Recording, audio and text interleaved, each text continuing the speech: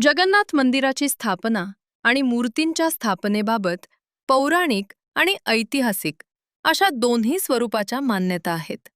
पौराणिक मान्यता. राजा इंद्रद्युम्न. पौराणिक कथांनुसार पुरीच्या जगन्नाथ मंदिराची स्थापना माळव्याचा राजा इंद्रद्युम्न याने केली होती. असे मानले जाते की भगवान विष्णूने इंद्रद्युम्नाला स्वप्नात दर्शन देऊन निळ्या पाषाणाची नीलमाधव मूर्ती शोधण्यास सांगितले. पुढे विष्णूच्या आज्ञेवरून देवशिल्पी विश्वकर्मा यांनी वृद्ध सुताराचे रूप घेऊन या मूर्तींचे कोरीव काम केले. मूर्ती पूर्ण होण्यापूर्वीच राजाने खोलीचे दार उघडल्यामुळे मूर्तींचे हातपाय अपूर्ण राहिले असे मानले जाते. ऐतिहासिक पुरावे. अनंतवर्मन चोडगंग देव.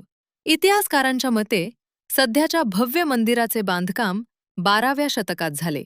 कलिंग साम्राज्याचा राजा अनंतवर्मन चोडगंग देव याने या मंदिराच्या मुख्य भागाचे बांधकाम सुरू केले. यानंतर राजा अनंग भीम देव तृतीय याने मंदिराचे काम पूर्ण करून तिथे मूर्तींची प्रतिष्ठापना केली आणि मंदिराला सध्याचे भव्य स्वरूप दिले.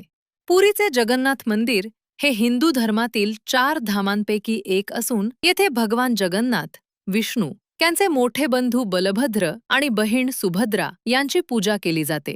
या मूर्ती लाकडाच्या, काष्ठ बनवलेल्या असून दर 12 किंवा 19 वर्षांनी त्या बदलल्या जातात, ज्याला नवकिलेवर विधी म्हणतात.